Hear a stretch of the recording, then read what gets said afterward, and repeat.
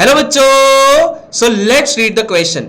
So the question statement says kinetic energy of particles remains dash during the interconversion of states of matter या dash during the interconversion of states of matter.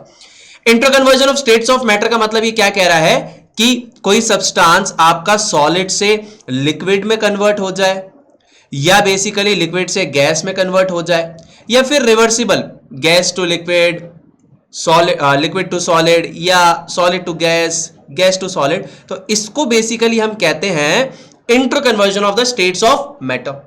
तो अब इस process के दौरान आपकी kinetic energy of particles को क्या होता है?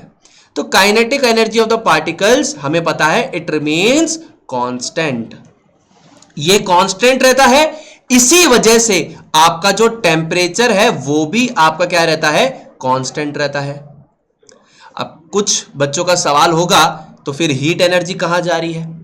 तो जब आप हीट एनर्जी दे रहे हो और कोई सब्सटेंस मान लीजिए सॉलिड से लिक्विड में जा रहा है या लिक्विड से गैस में जा रहा है, तो वो जो आप हीट एनर्जी देते हैं वो आपकी हीट एनर्जी किस काम में आती है? It overcomes the inter particle forces of attraction. It overcomes the inter particle force of attraction. ये तब की बात है जब आप कहां से सॉलिड टू लिक्विड या लिक्विड टू गैस की बात कर रहे हैं. अगर यही गैस टू लिक्विड या लिक्विड टू सॉलिड की बात होगी तो उतनी अमाउंट ऑफ हीट एनर्जी वो डोनेट करेगा. बट इंपॉर्टेंट बात यह है कि काइनेटिक एनर्जी कांस्टेंट रहेगी, इसी वजह से टेम्परेचर कांस्टेंट रहेगा.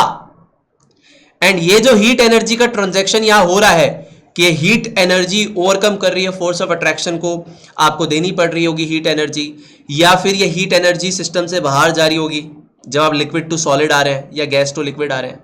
तो इस हीट एनर्जी का स्पेसिफिक एक टर्म है जिसको बोलते हैं लेटेंट हीट यानी कि हिडन हीट.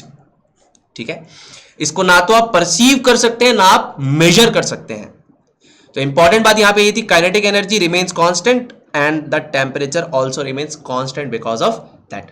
तो आई होप आपको क्वेश्चन अच्छे से समझ में आ गया है.